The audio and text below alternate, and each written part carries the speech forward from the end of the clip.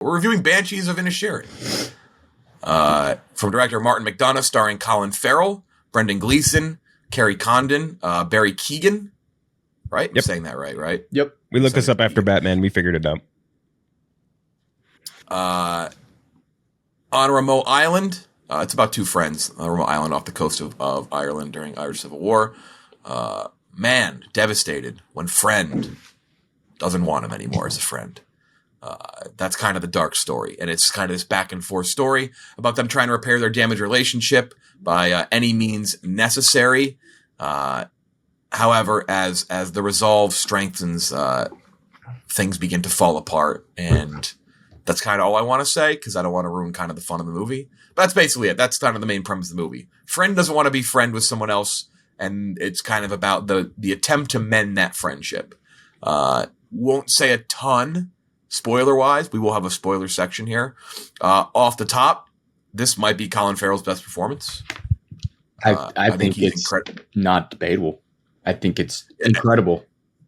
He's great. I think they're all fucking great. They have to be good. Like if you had someone here with a bad performance, the movie probably would have stunk, because there's monologues, there's just some great dialogue. Martin McDonagh, he's like a Steph Curry, Klay Thompson type director, right? Like when he's seeing the fucking bottom of the cup, bottom of the net, whatever sports reference you want to make, you can just tell, like, he is locked in. He is as good as anyone at heel turning comedy into dramedy into drama, and it not feeling like he missed a beat. 94 out of 100 for me. Fourth best movie of the year for me, behind Everything Everywhere All at Once, Decision to Leave, Nope, and it's tied with Nope, though Nope, I have Nope just a hair above it. But this was, I don't know why I thought this may not be good, but I don't know. I was like, it could be good, but I was like, I didn't know it would be like basically great. It is great. It's above 90, but like it is right on the cusp of elite territory for me, and I'm curious where you guys have it, because I know you guys have it high as well. But the Banshees of Inisherin, oh my god, this thing fucking...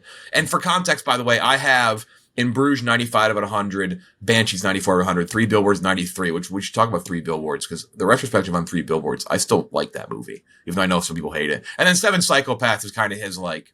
I think there's some redeeming qualities in Seven Psychopaths. Like, I forget where you have it, Ken Jack. I have it like an but it's 80, definitely like... It's definitely like, it's solid, but it's leagues below. Like In Bruges or Three Billboards, yeah. Yeah.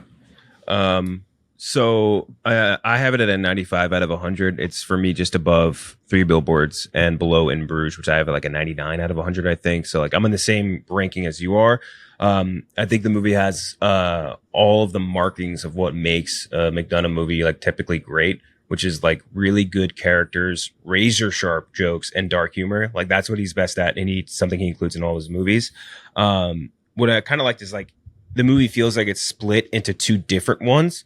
Like the first half is more of like a comedy with dark humor, and the second half is more of a drama with dark humor.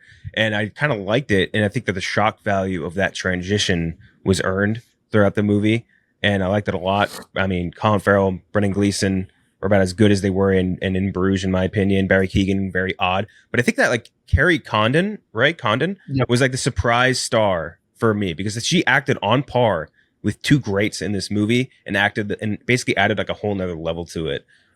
Score was great. Storyline, I think, wrapped up very well, very classically.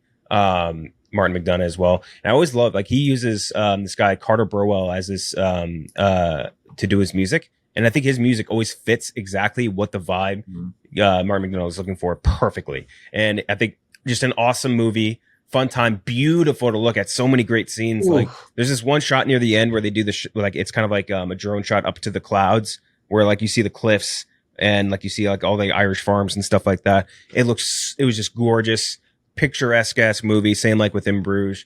And yeah, it's very difficult to find stuff to dislike about this movie, which is, again, that's something I love about McDonagh, and why I'll always be like first in line and want to see any of his movies, because they're always great. Sorry, say your score one more time. 95. Down to make sure. Okay, that's what I thought. That's what we have on the website. Okay.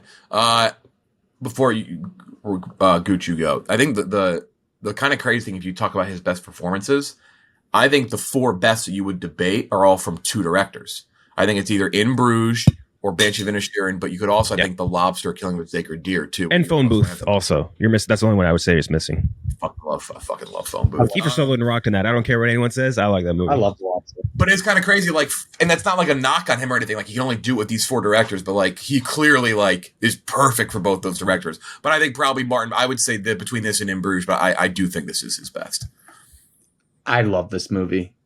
I really loved it. I'm ready to start the fucking campaign for this movie. There's a lot of great stuff coming up, but as it sits right now, this is my favorite movie of the year. 97 out of 100.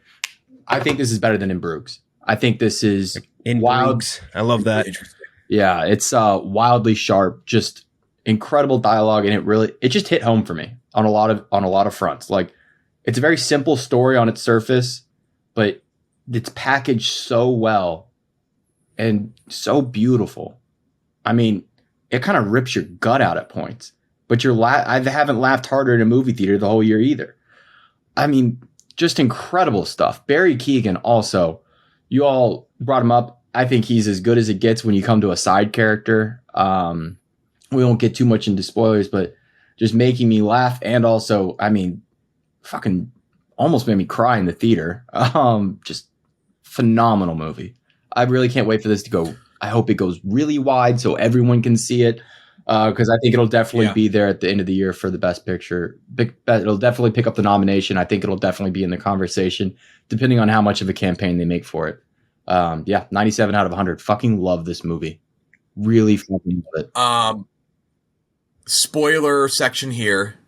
So if you don't want it's definitely don't get it spoiled. Definitely don't get it spoiled, because it'll lose so much of its like why it works. So skip ahead.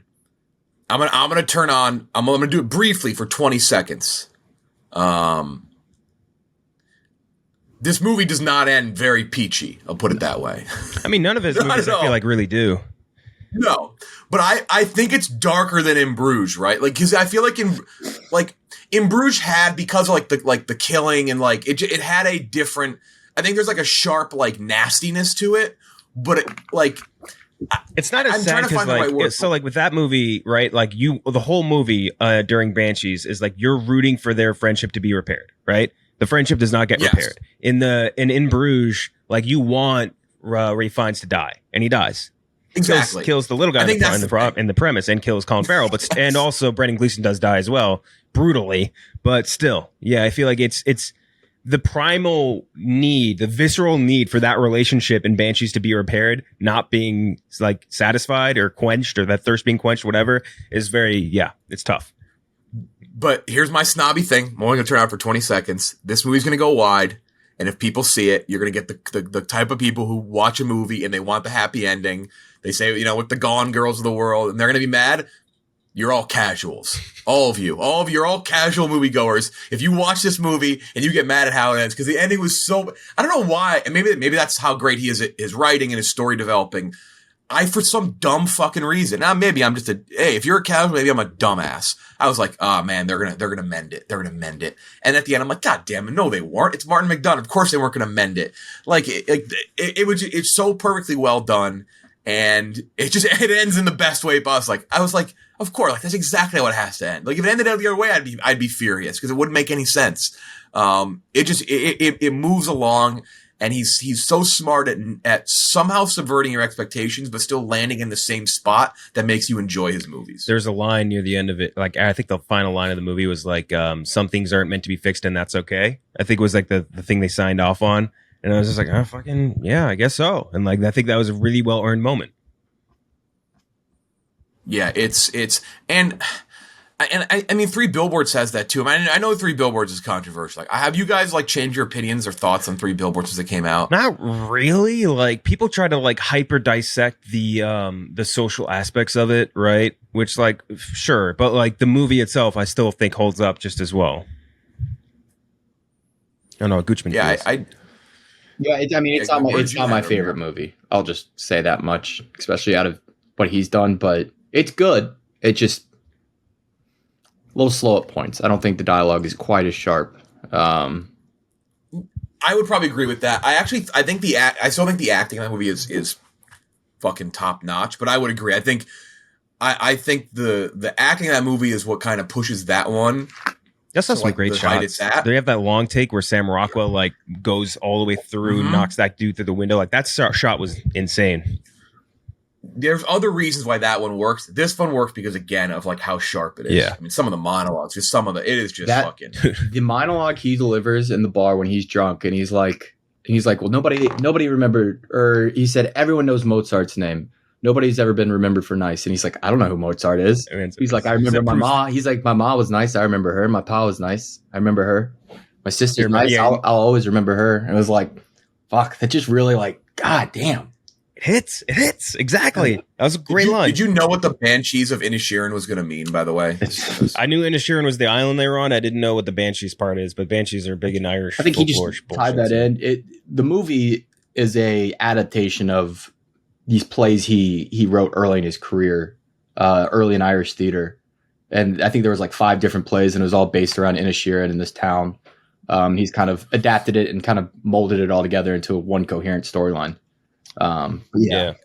My early movie thoughts, though, I was like, oh, they're the Banshees. These are the guys.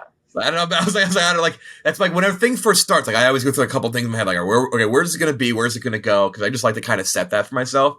And I'm like, they're the Banshees. You wanted the post credit of the Banshee putting on his cloak and being like, guess I'll do it myself. The donkey was also just an just an absolute. I can have my donkey in the house when I'm sad. He's like, Yep. Like, oh. Dude, that line. I don't even like. This is one of those like. It's kind of funny. It's like we sit here, we talk about writing, we talk about how a thing looks, and like we always say, like we joke, like we don't really know what we're talking about. And I like to try and learn and more know what I'm talking about. But even then, I try not to bring it in too much because like I don't want to sound like a guy who just watched Barry Jenkins talk on YouTube and then watched Quentin Tarantino talk on YouTube for back-to-back 40 minutes. It's basically all I do. But there's got to be a way to explain it. But there's just something that he does with his movies that I'll say it again. He somehow subverts expectations, but always lands back to exactly where you probably expect in the beginning of the movie. Mm-hmm. I think that's the best way to describe it with him. I think the way he does that is by like he almost has like a realm of realism where like all of us were like, including people that don't even watch a ton of movies, you have like classic movie brain, like, hey, every story has a happy ending or whatever. Like you have set in your brain from what movies do, like this is how they're supposed to work. And like he just kind of presents it real. And like that, for some reason, sort of subverts the expectation. I think so. Like he just is playing against what your mind is telling you to view from movies, even though that's not what's real life. Oh, and the only joke I wrote down from this scene or from this movie that really killed me was the part where he fools the guy into leaving because he says his dad got hit by a milk truck and died. He's like, "That's how my mom died," Yeah. and that scene. That line delivery just crushed me. Between that's I don't know that actor's name, but he killed it as well. Dude, when I also died laughing when he was like, he thinks he's smarter than Dominic, Barry Keegan's character. And he's like, he's the dumbest on the island, not me. And Barry Keegan's character is like, what does he say? He's like, love, all love is war. Like he quotes Shakespeare or something.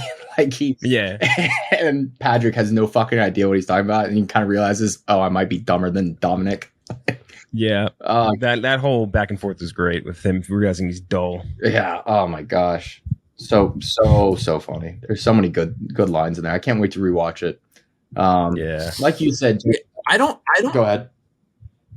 No, I don't know where this is going to land with nominations and stuff. Though. That's my only other question. Really, was I think it's one of those things that'll come down to how hard does it get a campaign for. If it gets a campaign, it's I think a lock for Best Picture nomination and probably a lock for Colin Farrell to get a nomination.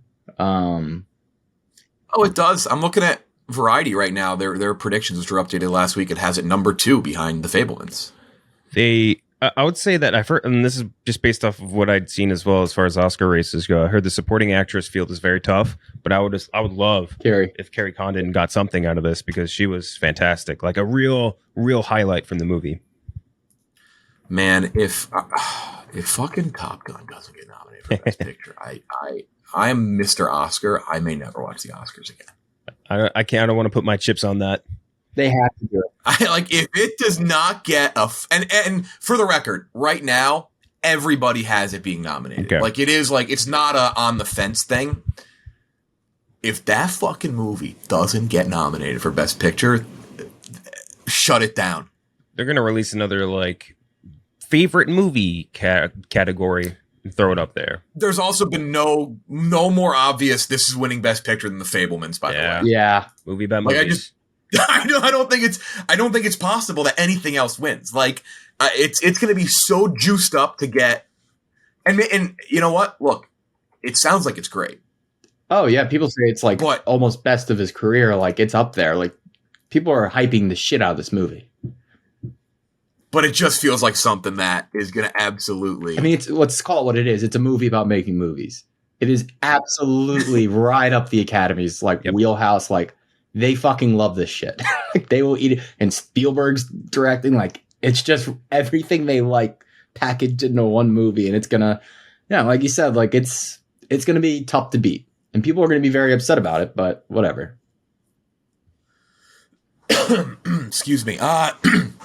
Very high rankings and scores for the Banshees of Inisherin, which is awesome. That's a 2 thumbs up. Speaking of thumbs up, Kenjek, you did the Chicago Dog Walk draft with Richard Roper. I did. That was very, very fun. I know that's Roger Ebert, but Ebert Roper, yeah. Yeah. So listen to that. He was a blast. I know He's you had a awesome. bunch of fun with him too. So fun. He is. Yeah, he is. He's off. He's the guy. I reference him all the time. I asked him. It might have been on the Barstool podcast, Chicago Dog Walk. It might have been on the episode or after, where I said like, "Hey, do you take notes during screenings?" And he is Mr. Review Guide. He's like, never. He goes, and Kenjek and I see it all the time. People just their head down in their notebook in a screening, and I was like, how are you watching? Like, what do you watch? You're not watching the movie. Yep. You're not watching the movie right now. So next week we're going to review 2 movies. Enola Holmes 2, which I'm very excited for. And Weird, the Al Yankovic story. Shout out Roku. First OG movie. Assuming that's streaming, right? That's on Roku, right? Yeah. Like it's going to be on the Roku channel. Streaming service. Okay. And then the week after that, we have Black Panther Wakanda Forever and The Fabelmans. What a week. Yeah, that's it. It doesn't let up now. After that, it's Knives Out. Bones and All's up there. The Menu, which I'm still curious how that's going to be. Like it doesn't let up. But again, I will say we are not. I know Gooch, you're excited for Diary of Wimpy Kid Broderick Rules, and you're fired up. We will not be reviewing the New Christmas Story. Fuck that. Fuck it. All right, relax. Yeah, no, I don't like that wasn't coming an from opening you. for you to come rip. Yeah. Fuck you, Ralphie.